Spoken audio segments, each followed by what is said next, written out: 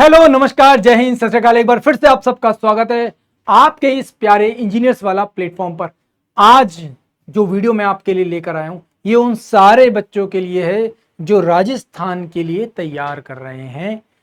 Actual में राजस्थान में जो एई और जेई की वैकेंसीज आती हैं, आपको पता ही है, ठीक है। तो उन्हीं के लिए, असिस्टेंट इंजीनियर्स के लिए मैं आपको बताने वाला हूं आखिर किस तरह से आप लोग नॉन टेक को लिटरली फोड़ सकते हो। मैं उन सारे इंपॉर्टेंट टॉपिक्स को लेकर बात करूंगा और साथ ही साथ क्योंकि वेटेज को लेकर भी डिसीजन लेना। भाई देखो, वेटेज अब आप राजस्थान की हिस्ट्री को देखोगे और इंडिया की हिस्ट्री को देखोगे, लगभग लगभग दोनों बराबर दिखते हैं।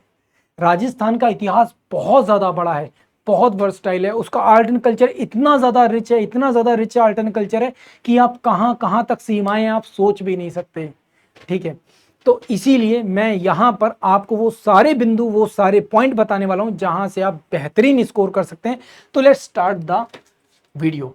तो फाइनली शुरू करते हैं। सबसे पहले तो भाई बेसिक सी बात है, 21 साल से लेकर 40 साल तक की उम्र के लोग यहां पर आ सकते हैं। अगर राजस्थान एई के लिए बात कर रहे हैं तो भाई बहुत सिंपल सी बात है, लिखित परीक्षा, व्यक्तिगत साक्षात्कार, दस्तावेज सत्यापन मतलब कि आपका डॉक्यूमेंट वेरिफिकेशन, एंड लास्ट में होता है आपका चिकित्सा, मतलब कि आपका एक तरह से देखा जाए मेडिकल जांच की जाती है। तो ये सारी चीजें होंगी जिसमें लिखित परीक्षा के बारे में हम लोग यहाँ पे बात करें, जो कि 2 चरणों में होती है। कितने? 2 चरणों में होती है आपकी। अब जब 2 चरणों की बात की जा रही है तो इसको मेनली हम लोग देखते हैं प्री और मेंस। इसको प्री और मेंस के रूप में देखेंगे। अब प्रीलिम्स को लेकर जब बात करते हैं तो सबसे पहले पेपर 1 और पेपर 2 को लेकर बात की जाती है। पेपर 1 और पेपर 2 को लेकर बात की जाती है। पेपर 1 में जीके जीएस राजस्थान बेस्ड, ध्यान से समझना, ठीक है। कितने? 200 मार्क्स 2 घंटे के, 200 मार्क्स 2 घंटे। और वहीं पेपर 2 को लेकर बात करते हैं तो ये आपका टेक्निकल होता है, चाहे आप सिविल से हो, चाहे मैकेनिकल से हो, चाहे इलेक्ट्रिकल से हो, चाहे आप एग्रीकल्चर इंजीनियर से हो, आप जहां से भी हो, आप वहां पर क्या कर सकते हैं, इस टॉपिक को सिलेक्ट कर सकते हैं या अपने सब्जेक्ट को यहाँ पे सिलेक्ट कर सकते हैं। यहां पर भी 200 मार्क्स और 2 घंटे। अगर सही मायने में देखा जाए 400 मार्क्स का ये पूरा का पूरा पेपर होता है। और ये सिर्फ और सिर्फ क्या है, आपका क्वालिफाई नेचर है। क्या करना है आपको? क्वालिफाई, सिर्फ आपको क्वालिफाई करना, इस पेपर को पासिंग मार्क्स लेकर आने हैं। और सबसे बड़ी बात ये भैया, आपका पेपर 2 में ऐड नहीं होता, मतलब कि पेपर 2 के साथ इसके मार्क्स ऐड नहीं होंगे, ध्यान रखना, मार्क्स ऐड नहीं होते, नहीं होते।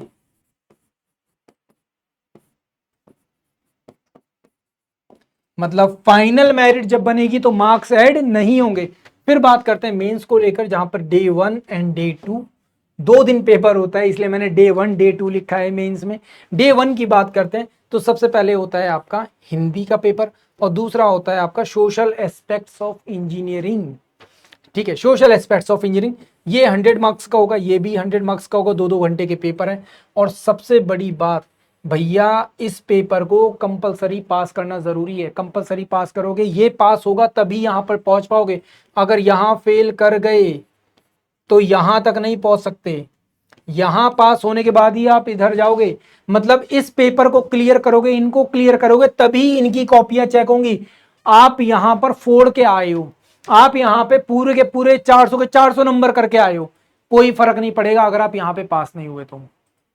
यहां पे पास करना आपके लिए बहुत ज्यादा जरूरी है, इस चीज को ध्यान रखना। खैर, पेपर 2 की मतलब डे 2 में बात करते हैं, यहाँ पे पेपर 3 एंड पेपर 4 होगा। ये वही आपका सेम टेक्निकल वाले उसके लिए होता है। एंड इंटरव्यू आपका फाइनल होता है लास्ट में 72 मार्क्स का। अब अगर हम लोग यहाँ पे बात करें प्लानिंग को लेकर, नो डाउट आपको पता है यहाँ पर जो सिलेबस है वो आपका टेक्निकल और नॉन टेक दोनों पार्ट से आता है।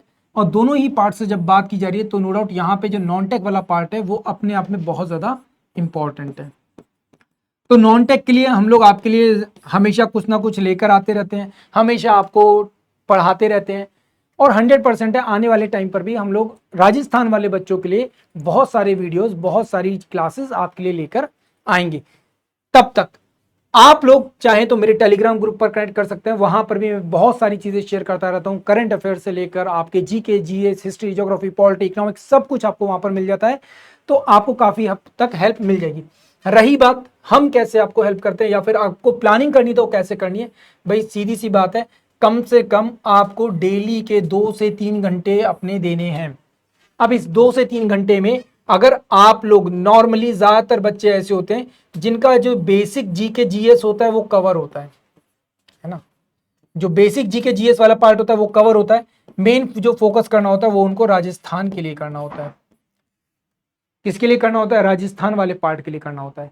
तो आप कोशिश ऐसा कीजिए कि भाई यहां पर केवल 1.5 घंटा दे दिया, यहां पर 1.5 घंटा दे दिया। अगर ऐसा भी नहीं हो पा रहा है आपका ये वाला पार्ट, इंडिया का पार्ट, या आपने कभी किसी और एग्जाम के लिए तैयार किया तो आपका इंडिया वाला पार्ट, वर्ल्ड का पार्ट स्ट्रांग है, तो आप इस पर ध्यान दीजिए। तो यहां पर केवल 1 घंटा दीजिए, यहां पर अपने 2 घंटे दे दीजिए।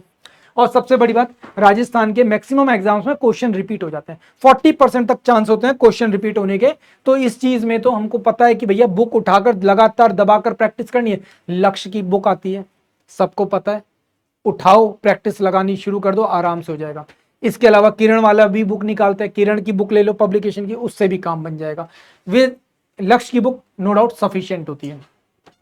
अब हम लोग बात करते हैं कहां से पेपर को फोड़ सकते हैं, वो इंपॉर्टेंट पॉइंट देखते हैं जहां से पेपर फोड़ा जा सकता है। सबसे पहले ancient history of Rajasthan, Rajasthan पहले देखेंगे, राजस्थान की बात पहले करेंगे, राजस्थान का एग्जाम है और बहुत ज्यादा इंपैक्ट डालेगा।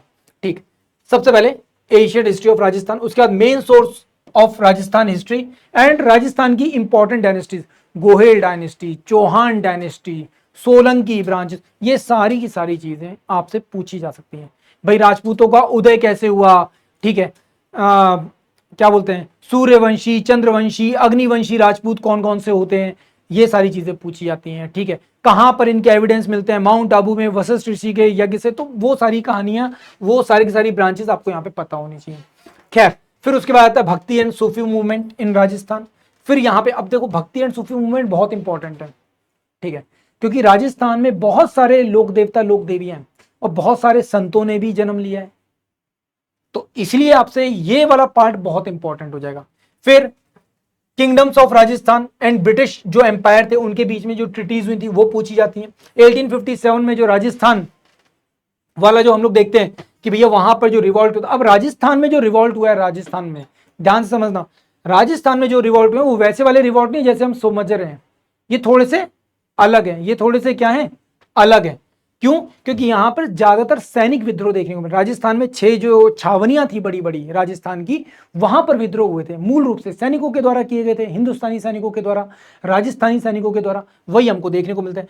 फिर आता है यहाँ पे ट्राइबल्स की जो रिवॉल्ट हुई है वो, फिर आते हैं किसानों के जो विद्रोह हुए हैं वो, एंड फिर आता है हमारा प्रजामंडल मूवमेंट। पूरी दुनिया में, सॉरी पूरी दुनिया बोल रहा हूं, पूरे भारत में मूवमेंट चल रहा है स्वतंत्रता का, और राजस्थान में मूवमेंट चल रहा है प्रजामंडल का। फिर फाइनली होता है यहाँ पे इंटीग्रेशन, राजस्थान का एकीकरण आफ्टर द इंडिपेंडेंस, मतलब कि 1947 के बाद की कहानी।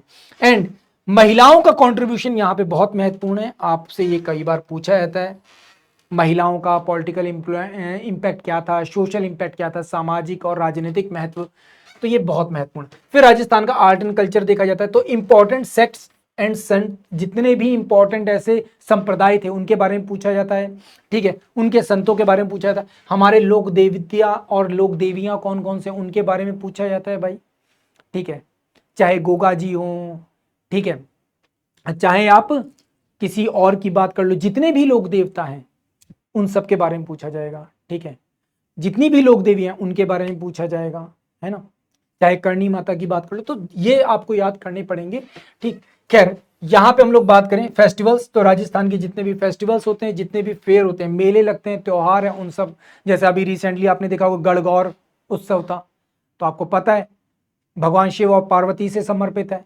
महिलाओं का उत्सव है, ठीक है। सेम अगर फेयर्स की बात करेंगे तो पुष्कर मेला और जितने मेले होते हैं वो उस तरह के, वो सब पूछे जाते हैं। फिर हमारा फोक डांसेस बहुत ज्यादा पूछे जाते हैं, फोक डांसेस के अलावा म्यूजिक एंड म्यूजिकल इंस्ट्रूमेंट पूछे जाते हैं। अब राजस्थान में सबसे महत्वपूर्ण, सबसे ज्यादा इंपॉर्टेंट जो म्यूजिक इंस्ट्रूमेंट है ना, जैसे रावण हत्था है, अगर वो पूछा जाए तो अब इस तरह के म्यूजिक इंस्ट्रूमेंट आपको पता होने चाहिए। फिर आता है कौन सा, पेंटिंग्स ऑफ राजस्थान। राजस्थान में Bani Thani painting one of the iconic, है ना, किशनगढ़ पेंटिंग स्टाइल सुना होगा आप लोगों ने, तो जयपुर स्टाइल, ये सब अलग अलग है, वो सब पूछा था। फिर फोक आर्ट ऑफ राजस्थान, उसमें जो राजस्थान की फाड़ होती है, चाहे पाबू जी की फाड़ नो डाउट सबसे ज्यादा महत्वपूर्ण है, उसके बाद डाक टिकट भी है, फाड़ जितनी भी हैं वो सब पूछी जाएंगी, हैंडीक्राफ्ट पूछा जाएगा, ड्रेसेस पूछी जाती हैं, महिलाओं के द्वारा पहने जाने वाले ऑर्नामेंट्स होते हैं, कई पुरुषों के भी पूछे जाते हैं, एंड अदर जो जितनी चीज़ें होती हैं इससे जुड़ी, हमारे कल्चर से जुड़ी। जैसे एक बार पूछा गया था चूमा क्या होता है, चूमा क्या होता है, दांत में छेद करके जो सोना भर दिया जाता है उसको चूमा बोला जाता है। तो इस तरह की चीज़ें होती हैं। राजस्थानी लिटरेचर पूछा जाएगा एंड उनके राइटर्स के बारे में पूछा जाएगा। सिंपल सिंपल क्वेश्चन आते हैं। इंपॉर्टेंट जो मोनूमेंट्स एंड प्लेसेस हैं वो पूछे जाएंगे। एंड देन उसके बाद आता है Rajasthan geography, physical features and division of Rajasthan. उसके बाद mountains and plateaus and reverse of Rajasthan, इसमें कैनाल्स एंड लेक्स को भी ऐड कीजिएगा। साथ ही साथ जैसे लूणसर कहाँ पर है, सांबर कहाँ पर है, ये सारी जो लेक्स हैं ये पूछी जाती हैं। फिर आता है हमारा कौन सा, climate and weather of Rajasthan. ठीक है, ये कितने पार्ट में डिवाइड किया गया है राजस्थान के क्लाइमेट को, ठीक है, वेदर को, वो पूछा जाता है। फिर soil of Rajasthan, agro climate of Rajasthan, उसमें वेजिटेशन भी आता है, इंपॉर्टेंट क्रॉप्स आती हैं राजस्थान की। ट्राइब्स ऑफ राजस्थान, ये भी पूछा जाता है। फिर mines and minerals of Rajasthan, major जो इंडस्ट्रीज होती हैं वो पूछी जाती हैं। फिर आता है problems of population, unemployment and poverty. सुनने में लग रहा है हमको इकोनॉमिक्स का, बट ये इसमें भी पूछा जाता है। फिर आता है जितना भी हमारा सूखा पड़ता है, ठीक है, बाढ़ग्रस्त क्षेत्र है, हमारा जो डेजर्टिफिकेशन होता है, डेजर्ट क्यों इतना बढ़ रहा है, क्या कारण है, ये सब भी पूछा जाता है। फिर आता है इरिगेशन एंड वाटर रिजर्व या वाटर कंजर्वेशन के बारे में। अब नो डाउट काफी हद तक ये सारी चीजें क्या है, हमारे सोशल एस्पेक्ट्स ऑफ इंजीनियरिंग से भी जुड़ जाती हैं, तो अगर पढ़ लोगे तो आगे भी फायदा मिल जाएगा। फिर इसके अलावा राजस्थान के forest, wild life conservation, energy, renewable and non renewable energies, ये टॉपिक ऐसे हैं कि भैया इस टॉपिक को एक दिन में कवर कर सकते हो, इरिगेशन एक दिन में कवर कर सकते हो। तो कई टॉपिक तो ऐसे हैं एक एक दिन में आराम से कवर हो सकते हैं। फिर बात करते हैं यहाँ पे राजस्थान की इकोनॉमी, भाई कैरेक्टरिस्टिक्स ऑफ स्टेट इकोनॉमी, ठीक है, मेजर सेक्टरल इश्यूज इंडिया, मतलब राजस्थान के प्रोस्पेक्टिव से। फिर agriculture sector, food, commercial and agriculture based industries, growth and location of the raw materials and industries Rajasthan में। राजस्थान को वैसे ही अजायब घर बोला जाता है, किसका, मिनरल्स एंड माइंस का, है ना। Minerals based industry, small scale cottage industry, Rajasthan handicraft. फिर यहाँ पे आता है क्या, कोऑपरेटिव मूवमेंट, राजस्थान में बहुत इंपॉर्टेंट है ये भी। फिर आता है टूरिज्म इन राजस्थान, ये भी नो डाउट इकोनॉमिक्स का पार्ट है, क्योंकि वहां से क्या होती है, अर्निंग होती है। देन उसके बाद जो करंट बजट है राजस्थान का और जो सेंट्रल गवर्नमेंट का, वो जरूर पढ़ना है आपको। फिर आता है इकोनॉमिकल रिफॉर्म इन इंडिया और उसका इंपैक्ट क्या पड़ा राजस्थान में, ये पूछा जाता है। फिर कॉमर्शियल बैंक और financial institutes in Rajasthan. And last में आता है राजस्थान गवर्नमेंट की जो भी स्कीम्स और प्रोजेक्ट्स हैं उनके बारे में। फिर बात करते हैं हम लोग यहां पर स्टैटिक जीके। स्टैटिक जीके में क्या पूछेगा आपसे, प्राइस पूछेगा, बुक्स एंड ऑथर्स के बारे में, इंपॉर्टेंट डेट पूछेगा, डांस एंड म्यूजिक पूछेगा, जिसमें आपका फोक डांस, क्लासिकल डांस होता है। फिर आपका गवर्नमेंट स्कीम्स पूछेगा, स्पोर्ट्स पूछेगा, important personalities, appointment and death पूछ सकता है, ठीक है, इंपॉर्टेंट ऑर्गेनाइजेशन पूछ सकता है, national park, wild life and biosphere पूछ सकता है, एंड फेस्टिवल्स पूछ सकता है, एंड फेयर्स भी इसमें ऐड कर सकते हो। देखो ये सारे पॉइंट्स ऐसे हैं जिनको आप लोग एक एक दिन हर पॉइंट को दोगे आराम से कवर हो जाएगा। फिर आता है हमारा कौन सा, इकोनॉमी वाला पार्ट। इकोनॉमी वाले पार्ट में देखेंगे तो सेक्टर ऑफ इकोनॉमी, ठीक है, national income, RBI and banking and important institute, ठीक है, government schemes, 5 year plan and NITI Aayog, unemployment and poverty, inflation and market, different index and taxes. बहुत सारी चीजें तो ऐसी हैं, अगर आपने एक बार पढ़ ली तो आपको दोबारा पढ़ने की जरूरत नहीं पड़ेगी, एक ही बारी में क्या आपका सब क्लियर हो जाएगा। इवन अगर आप लोग एक बार इंडिया का पढ़ लोगे तो अपने आप ही राजस्थान वाला पार्ट भी क्लियर हो जाता है। फिर आता है हिस्ट्री। हिस्ट्री में देखेंगे तो इंडस वैली एंड वैदिक, फिर उसके बाद आता है बौद्धिज्म एंड जैनिज्म, उसके बाद आता है गुप्ता एरा, एंड उसके बाद important writers, books, ancient, medieval and modern के। फिर दिल्ली सल्तनत एंड मुगल एरा, एंड उसके बाद आता है 1857 का रिवॉल्ट, एंड उसके बाद आता है इंडियन नेशनल कांग्रेस एंड उसके sessions, Gandhian era, and finally आता है यहाँ पे social religious reform. Social religious reform पढ़ोगे तो नो डाउट इसकी हेल्प आपको राजस्थान वाले में भी मिलेगी, है ना। फिर आता है हमारा ज्योग्राफी। ज्योग्राफी में देखेंगे तो solar system, earth and earthquake and मतलब inner structure of earth, earthquake and volcano. फिर आता है atmosphere and wind, mountains, plateau and passes, ठीक है, रिवर्स, ट्रिब्यूनल एंड डैम्स, ठीक है, ट्रांसपोर्टेशन, अब ये पार्ट राजस्थान में भी काम आएगा, इंडिया वाले में भी काम आएगा। सॉइल अगर यहां पढ़ोगे तो राजस्थान में अपने आप हेल्प मिल जाएगी। वेजिटेशन एंड क्रॉप यहां पढ़ोगे तो राजस्थान में भी हेल्प मिलेगी, ठीक है। Ocean and currents. फिर आता है हमारा कौन सा, पॉलिटी वाला पार्ट। पॉलिटी में बात करोगे तो भाई यहां पे आता है क्या, making of soil and making of constitution and source of constitution, preamble, फिर आता है यहाँ पे क्या, fundamental rights and fundamental duties, उसके बाद DPSP, directive principle of state policies, इसके बाद प्रेसिडेंट एंड वाइस प्रेसिडेंट, फिर आता है parliament and state legislature, supreme court and high court, important amendments, and उसके बाद आता है important article, parts and schedules of constitution. Physics की बात करते हैं तो unit and measurement, work, energy, motion, power, sound, light, gravitation, important inventions and important law. देखो फिजिक्स, केमिस्ट्री, बायो, ये वो पॉइंट्स हैं जो आप क्लास 10th तक पढ़ चुके हो, वही 10th 11th 9th वाली जो फंडामेंटल्स हैं वही सब यहाँ पे पूछे जाते हैं, बहुत ज्यादा टफ नहीं होगा, आराम से आप कवर कर सकते हो। सेम केमिस्ट्री में पीरियोडिक टेबल है, chemical and chemical names, important formula,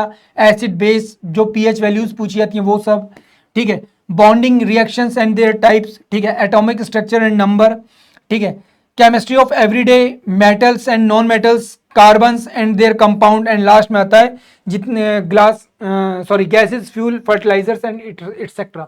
फिर बायो की बात करते हैं तो यहाँ पे आता है हमारा क्या, cells and cell division, heredity and genetics and hormones, animals and plant kingdom, human digestive system, human heart and blood, ठीक है, उसके बाद आता है नर्वस सिस्टम, एक्सक्रीटरी सिस्टम, उसके बाद आता है हमारा human and plant disease, and उसके बाद photosynthesis and plant and vitamins, minerals and nutrition. ये सारे वो बेसिक पॉइंट है जिनको कवर करके आप लोग अपने राजस्थान को एग्जाम को ताबड़तोड़ तरीके से फोड़ सकते हो भाई। ये एग्जाम क्लियर करने के लिए मैं ये नहीं कहूंगा कि भैया एकदम से इस चीज को फॉलो करो, धीरे धीरे करो। देखने में बहुत सारी चीजें लग रही हैं पर आप डेली का एक टॉपिक उठाओ, डेली के एक टॉपिक को कवर करो, आराम से आप उस जगह तक पहुंच जाओगे जब आपको खुद कॉन्फिडेंस आएगा कि हाँ अब तो मैं एग्जाम निकाल लूंगा। क्योंकि आपको पता है एग्जाम में भी अच्छा खासा टाइम है, उस टाइम का यूटिलाइजेशन करो, अच्छे से नोट्स बनाओ। जहां पर भी हमारी हेल्प चाहिए तो भाई उसके लिए हम अवेलेबल हैं। टेलीग्राम चैनल आपको पता ही है, आप लोगों ने नोट कर लिया होगा, वहां से जाओ आप ज्वाइन कर लो एंड 100% है, कुछ मत करो, लोकेश सर लिखो, मेरी फोटो दिख जाएगी, क्लिक करो, टेलीग्राम पे आओ, डायरेक्टली मेरे से पूछो, मैं आपको 100% आंसर करूंगा। 100% गारंटेड, मैं हर बच्चे को रिप्लाई करता हूं। थोड़ा बहुत कुछ घंटों का फर्क पड़ सकता है पर रिप्लाई जरूर आपको मिलेगा। तो फिलहाल इसी के साथ इस वीडियो को करते हैं समाप्त। थैंक यू सो मच, जय हिंद।